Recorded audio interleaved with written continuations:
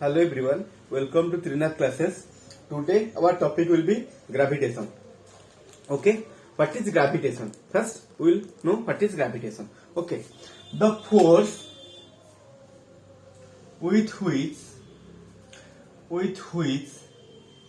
the force with which two objects the force with which two objects in the universe the force with which two objects in the universe attract each other, the force with which two objects in the universe attract each other is known as gravitational force. Is known as gravitational force. मतलब यहाँ पे universe में ले दो object है मतलब हम दो ऑब्जेक्ट को ले सकते हैं. एक प्लैनेट हो ले, ये हो गया आपका जुपिटर हो गया, ये हो गया सैटर्न. दो प्लैनेट हो गया. ठीक है, ये जुपिटर एक प्लैनेट हो गया और ये सैटर्न दो प्लैनेट. और कुछ भी मतलब कि हमारा मेटोर होगा, कुछ भी हमारा जो यूनिवर्स में जो कुछ भी ऑब्जेक्ट है, हम दो ऑब्जेक्ट लिए, एक जुपिटर हो गया और सैटर्न हो गया. ठीक है, उन दोनों के बीच में एक फोर्स ऑफ अट्रैक्शन आएगा.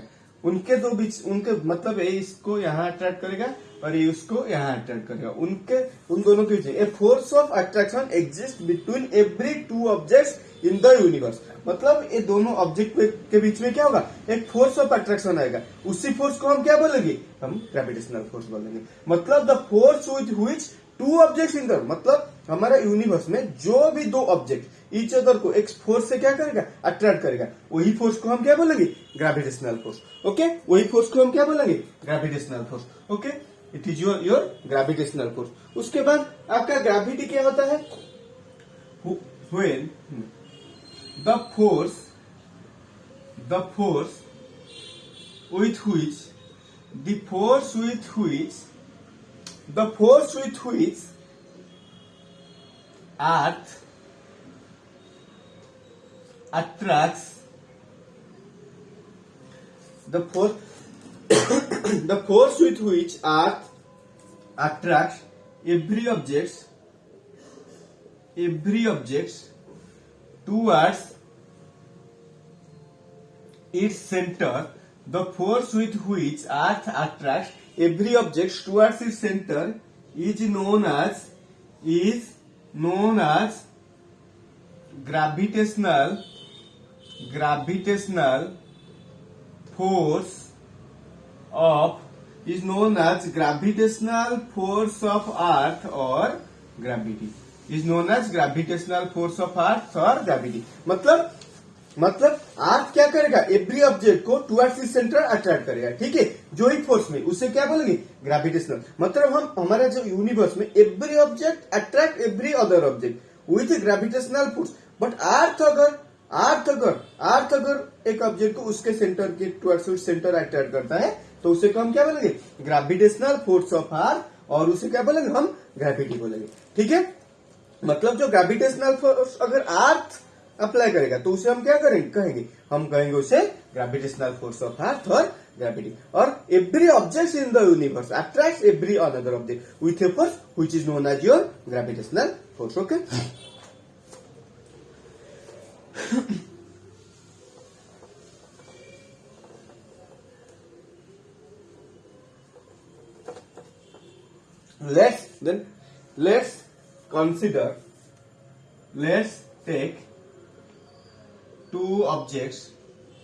let's take two objects of masses. Let's take two objects of masses m1 and m2. हम क्या लेंगे, दो ऑब्जेक्ट मतलब दो यूनिवर्स के केस से भी दो ऑब्जेक्ट लेंगे जिनका मास होगा क्या, m1 और m2. r be the distance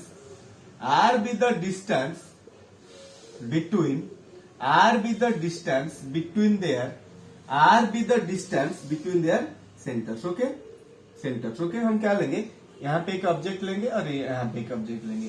ठीक है, ये जो ऑब्जेक्ट है इसका मास क्या होगा, आपका m1 होगा और इसका मास क्या होगा, आपका m2 होगा. और उन दोनों का सेंटर, मतलब इसका सेंटर ए है और इसका सेंटर ए, उन दोनों का सेंटर है, उसके बीच का जो डिस्टेंस होगा क्या होगा, आर होगा। ठीक है, तो मैंने क्या बोला था, यूनिवर्स में every object attract every another object with a force which is known as your gravitational force. ठीक है, तो ये ऑब्जेक्ट और ये ऑब्जेक्ट, इनके बीच में क्या आएगा, एक ग्रेविटेशनल फोर्स आएगा, एक gravitational force, force of attraction होगा। इन दोनों का ऑब्जेक्ट के बीच में क्या होगा, आपका एक फोर्स ऑफ अट्रैक्शन होगा, तो उसे क्या बोलेंगे हम, ग्रेविटेशनल फोर्स बोलेंगे। लेट वो जो ग्रेविटेशनल फोर्स है उसे हम क्या लेंगे, एफ लेंगे। ठीक है, तो जो gravitational force F is directly proportional to क्या हो जाएगा, आपका product of their masses. Gravitational force F will be equal to directly proportional to product of their masses, मतलब m1 into m2 and F. जो ग्रेविटेशनल फोर्स एफ होगा वो क्या होगा, इनवर्सली प्रोपोर्शनल हो जाएगा, किसके साथ, to the square of the distance, to the square of the distance between that centre. Clear, तो उन जो तो ऑब्जेक्ट है, उन दोनों का जो ऑब्जेक्ट है, उन दोनों का सेंटर के बीच में जो डिस्टेंस अगर आर होगा, तो ये आर का स्क्वायर के साथ क्या हो जाएगा, इनवर्सली प्रोपोर्शनल। डायरेक्टली प्रोपोर्शनल क्या होता है, दो चीज हम लेते हैं, अगर ये इंक्रीज हो रहा है और दूसरा इंक्रीज हो रहा है तो उसे डायरेक्टली प्रोपोर्शनल, और इनवर्सली प्रोपोर्शनल एक इंक्रीज हो रहा है और दूसरा डिक्रीज हो रहा है तो उसे हम क्या बोलेंगे, इनवर्सली प्रोपोर्शनल। ओके, ठीक है, तो उन दोनों के बीच में जो force of attraction gravitational force होगा वो क्या होगा, डायरेक्टली प्रोपोर्शनल टू क्या हो जाएगा, आपका product of their masses, and inversely proportional to क्या हो जाएगा, to the distance between their centres. तो F is proportional to m1 and m2, f is inversely proportional to r square. Okay, I can combine these two equations, implies I can write f is proportional to क्या हो जाएगा, आपका m1 m2 by r square हो जाएगा। f क्या हो जाएगा, f proportional to क्या हो जाएगा, m1 m2 by r square, implies I can write f equals to क्या हो जाएगा, g into m1 m2 by r square। where g क्या है, आपका g क्या है, g है एक क्या है, एक ग्रेविटेशनल कांस्टेंट। g है क्या है, आपका g क्या होगा, आपका ग्रेविटेशनल कांस्टेंट। g क्या होगा, आपका ग्रेविटेशनल कांस्टेंट हो जाएगा, और उसका वैल्यू क्या हो जाएगा, g, इसे बोलते हैं ग्रेविटेशनल कांस्टेंट, नहीं यूनिवर्सल ग्रेविटेशनल कांस्टेंट। g को हम क्या बोलेंगे, universal gravitational constant, universal gravitational constant. G को हम क्या बोलेंगे, universal gravitational constant. G will be what, universal gravitational constant. Then value of G will be what, 6.67 into 10 to the power minus 11 Newton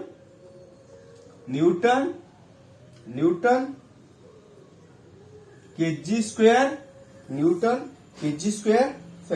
Newton G क्या हो जाएगा, R square हो जाएगा, R square metre, sorry newton metre square kg to the power -2 हो जाएगा जी का value. ठीक है, जी है मतलब जी एक कांस्टेंट है, उसका यही value.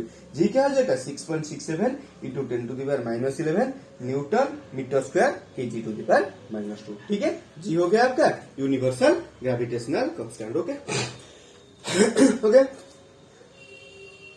Right down. Let's do some 2 to 3 questions belong to this concept. Okay, very small type question. Okay, write down. If we double the masses of two objects, then the gravitational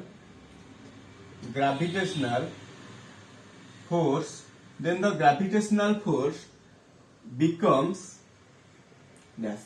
मतलब अगर हम जो object है उन दोनों का मास को double कर देंगे, मतलब अगर हम मास m1 होगा तो उसका मास को डबल 2m1 हो जाएगा, और मास दूसरा ऑब्जेक्ट है और उसका अगर मास होगा क्या m2 होगा, और उसका मास को हम क्या ले जाएंगे, एक मिनट प्लीज। ठीक है, अगर जो दोनों ऑब्जेक्ट है उनका मास को डबल कर देंगे तो उनका ग्रेविटेशनल फोर्स क्या हो जाएगा। ठीक है, आपका एफ क्या हो जाएगा, हो गया G into m1 into m2 by R square. F equals to क्या हो गया, जी m1 m2 by R square. अगर हम मास को डबल कर देंगे, मतलब ये जो m1 हो गया वो क्या हो गया, 2m1 हो गया, और जो m2 था वो क्या हो गया, आपका m1 था वो क्या हो गया, 2m1 हो गया, m2 क्या हो गया, 2m2 हो गया। तो आपका f क्या हो गया, g in place of m1 है क्या नहीं 2m1 into 2m2 divided by R square हो गया। तो ये क्या हो गया एफ डैश क्या हो गया जी, ये 2 2 जा 4 हो गया जी m1 m2 by R square हो गया। तो ये क्या हो गया 2 और ये क्या हो गया आपका f हो गया 2f हो गया सही ये क्या हो गया 4 हो गया। तो ये क्या हो गया आपका 4f हो गया। तो ग्रेविटेशनल फोर्स क्या हो गया आपका 4 टाइम्स हो गया। तो ग्रेविटेशनल फोर्स बिकम्स क्या हो गया आपका answer will be 4 times okay write down.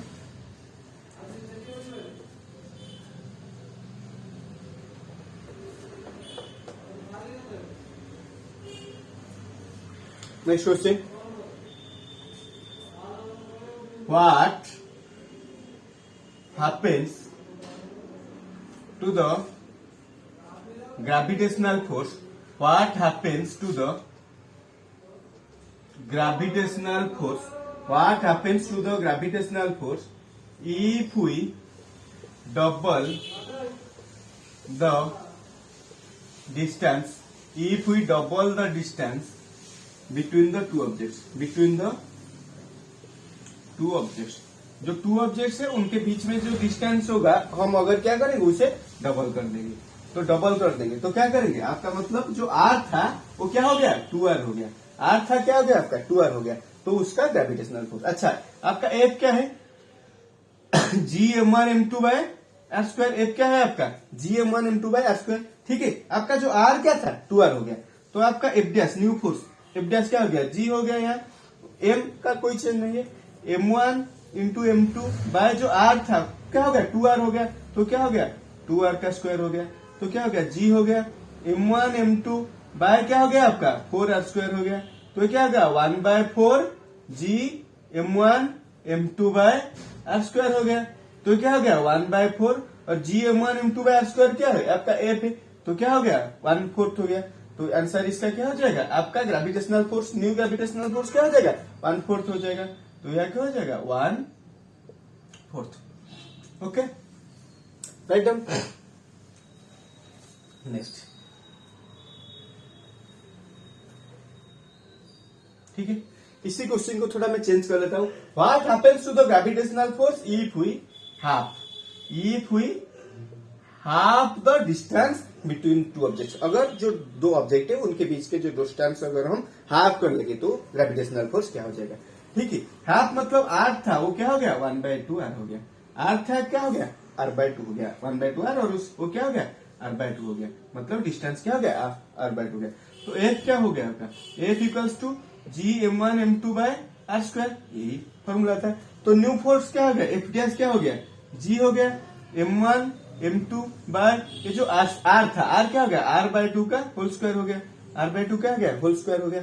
तो क्या हो गया g हो गया m1 m2 बाय r/2 का होल स्क्वायर क्या हो गया r स्क्वायर बाय 4 हो गया। तो 4 यहाँ डिनोमिनेटर पे डिवाइड हो रहा है वो क्या होगा ऊपर चला जाएगा।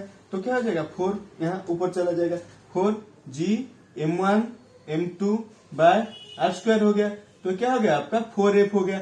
4f मतलब क्या हो गया आपका फोर्स क्या हो गया फोर्स क्या हो गया 4 टाइम्स हो गया। तो क्या हो गया आपका answer will be what happens 4 times.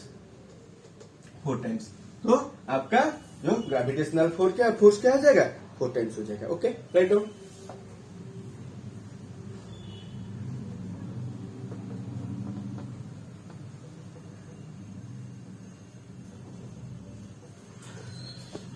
Okay next what happens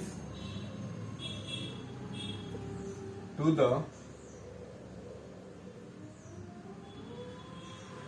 gravitational force if we double the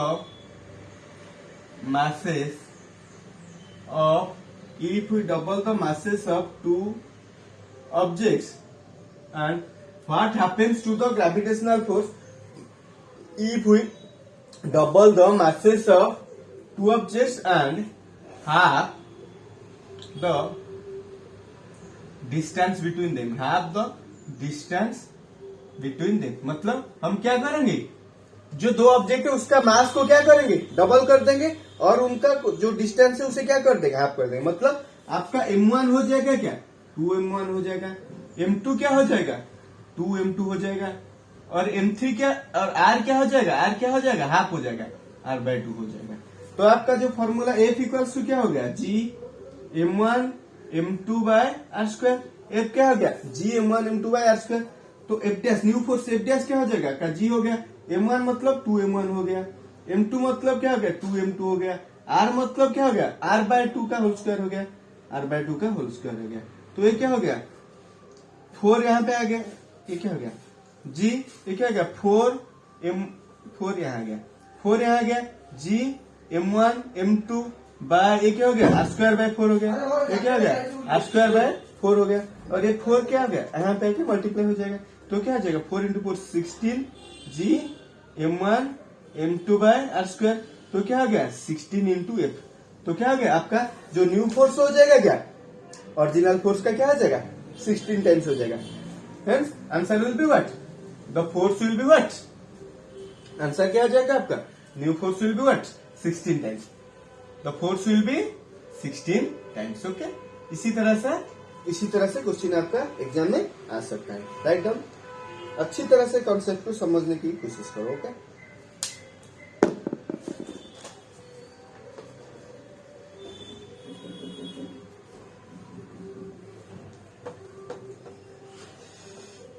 उसके बाद ठीक है, उसके बाद हम लिखेंगे क्या, उसके बाद आप क्या कहे unit of G, unit of जी,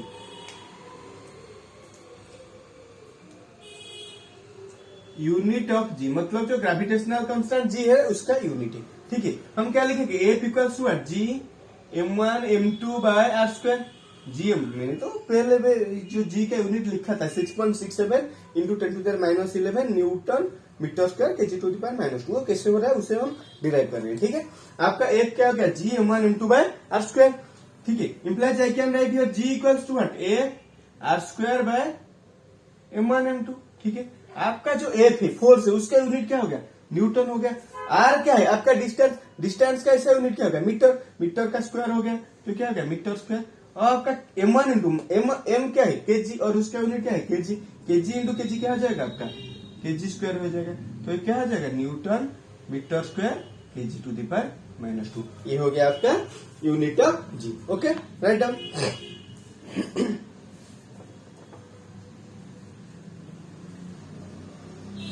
उसके बाद अच्छा आपका जो एफ था क्या है G m1 m2 by R square. आपका एफ क्या हो, एफ का फॉर्मूला था G m1 m2 by R square.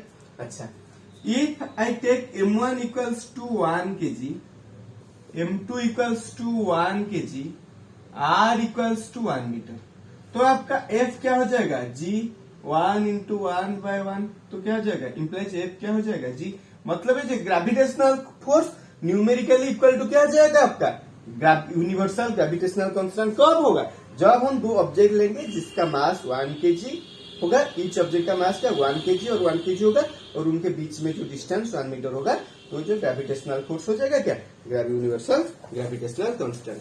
Hence I can right this statement the universal gravitational constant, the universal gravitational constant, the universal gravitational constant between two bodies, the universal gravitational constant which exists, the universal gravitational constant which exists between two bodies, between two bodies of unit masses the universal gravitational constant which exists between two bodies of unit masses kept at a distance of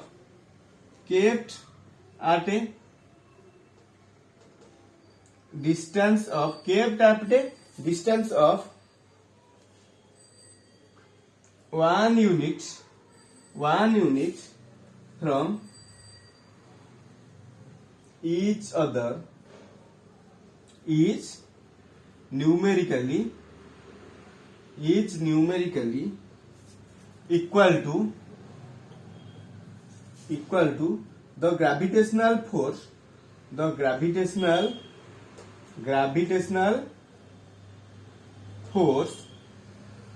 between two bodies. Okay, समझ में आ गया? यहाँ क्या हो गया आपका, मतलब मैंने दो ऑब्जेक्ट लिया जिसका मास हो गया क्या 1 kg और 1 kg, और उनके बीच में जो डिस्टेंस मैंने क्या लिया 1 मीटर. ठीक है, तो जो यूनिवर्सल ग्रेविटेशनल कांस्टेंट मतलब यहाँ क्या लिखा मैंने, बिटवीन टू बड़े यूनिट मैसेज मतलब उनका मास क्या है 1 है, और क्या लिखा यूनिट डिस्टेंस मतलब 1 डिस्टेंस उनके बीच में 1 यूनिट मतलब क्या 1 मीटर डिस्टेंस. तो आपका जो ग्रेविटेशनल कांस्टेंट इक्वल्स टू हो जाएगा क्या आपका gravitational force between those two objects. Okay, right down this, ये पॉइंट बहुत इंपोर्टेंट है. Okay, write down.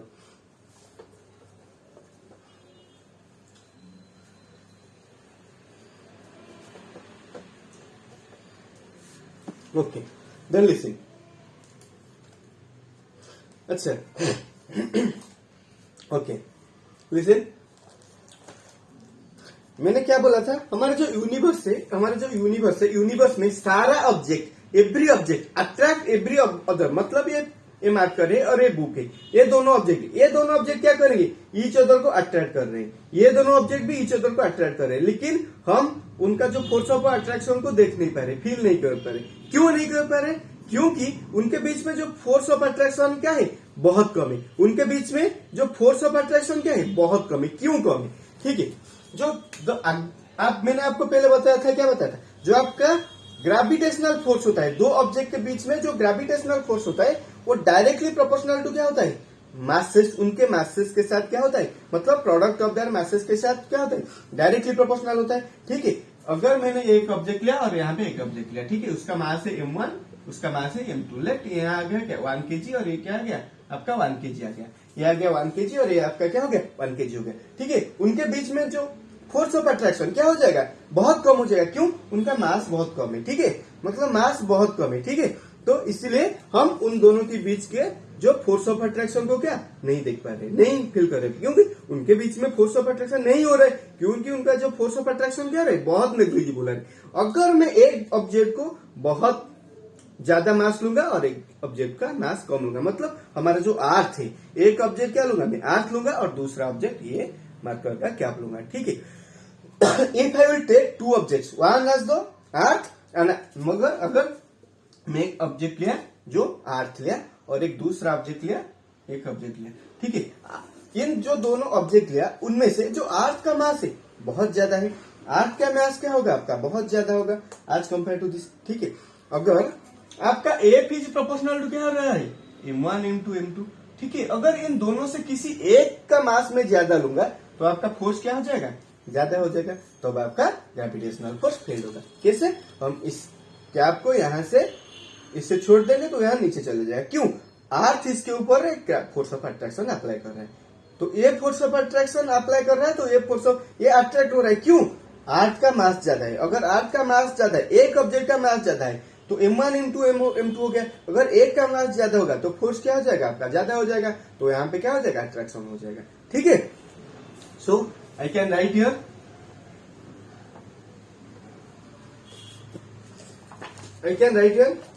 though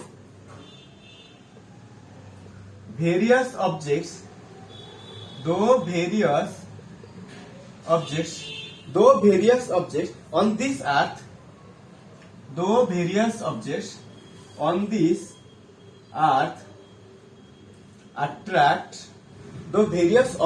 on this earth, attract one another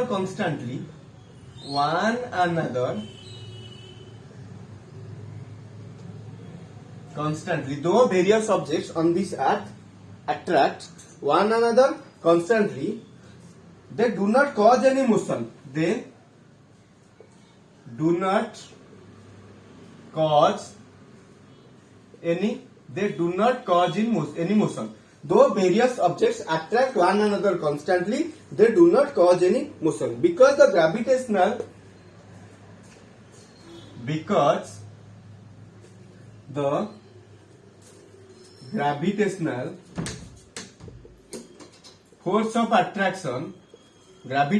force of attraction the gravitational force of attraction between them is very small. The gravitational force of attraction between them is very small due to their small masses. तो क्या हो गया? Small masses. ठीक है. अच्छा, समझने की कोशिश करो. मतलब ये जो दोनों ऑब्जेक्ट है क्या हो रहे, मतलब दो वेरियस, मतलब यहाँ पे जो यूनिवर्स है, यूनिवर्स में every two object attract each other but they do not move. ये दोनों मूव नहीं हो रहा है. क्यों मूव नहीं हो रहा है? क्योंकि उनके दो बीच में जो फोर्स ऑफ ग्रेविटेशन है क्या है, बहुत कम है.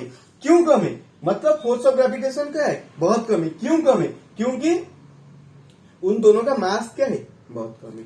मास क्या होगा, बहुत कम है. If however one of the two objects has a large mass, then the gravitational force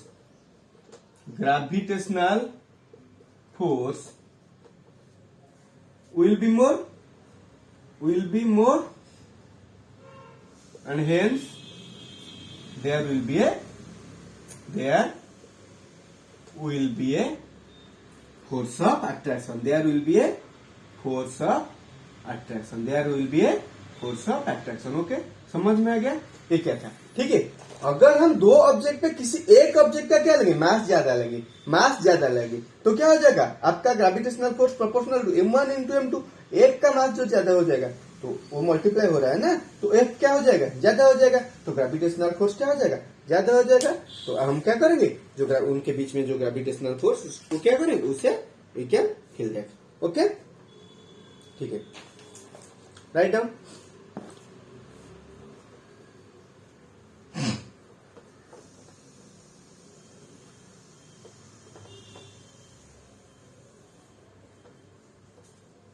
okay, ठीक है, समझ में आ गया.